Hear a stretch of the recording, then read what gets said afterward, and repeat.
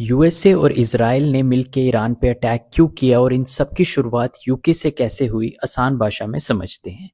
Iran में पहले PM और पार्लियामेंट के साथ साथ किंग रूल भी हुआ करता था। 1951 में ईरान के प्राइम मिनिस्टर थे मोहम्मद मोसादेक और किंग थे शाह मोहम्मद रेजा। 1953 में यूके और यूएस ने मिलकर ईरान के प्राइम मिनिस्टर मोसादेक का तख्ता पलट कर दिया, क्योंकि वो चाहता था कि ईरान का ऑयल अब ईरान की गवर्नमेंट कंट्रोल करे, जिस पे पहले ब्रिटिश की कंपनी एंग्लो ईरानियन का कंट्रोल होता था। जैसे ही मोसादेक ने ईरानियन ऑयल को नेशनलाइज किया, उसके बाद यूके का कंट्रोल बहुत कम हो गया। तब यूके ने यूएसए के सीआईए के साथ मिलकर स्टार्ट किया ऑपरेशन एजैक्स, जिसने पीएम मोसादेक का तख्ता पलट कर दिया और सारी पावर दे दी किंग मोहम्मद रेजा को।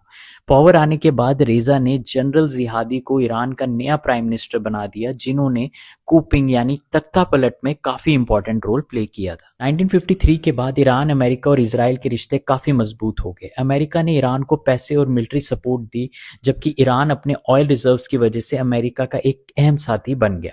इसी दौरान इसराइल और ईरान भी करीब आ गए। दोनों के रिश्ते इतने अच्छे हो गए कि 1970s में ईरान और इसराइल ने मिलकर ऑपरेशन फ्लावर नाम का एक सीक्रेट प्रोजेक्ट भी शुरू किया, जिसका मकसद था एडवांस मिसाइल टेक्नोलॉजी पर काम करना। लेकिन ईरान के बहुत से लोग शाह की बढ़ती ताकत और यूएस यूके के बढ़ते प्रभाव से खुश नहीं थे।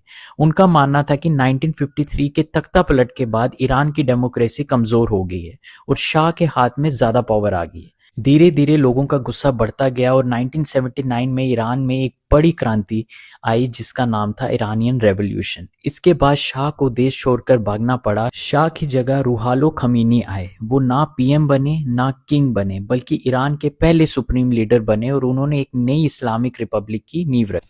1979 में खमीनी के आने के बाद ईरान ने यूएस और इसराइल को अपना दुश्मन मान लिया और यही दुश्मनी आज तक प्रॉक्सीज, न्यूक्लियर प्रोग्राम और अब सीधे जंग तक चलती आ रही है।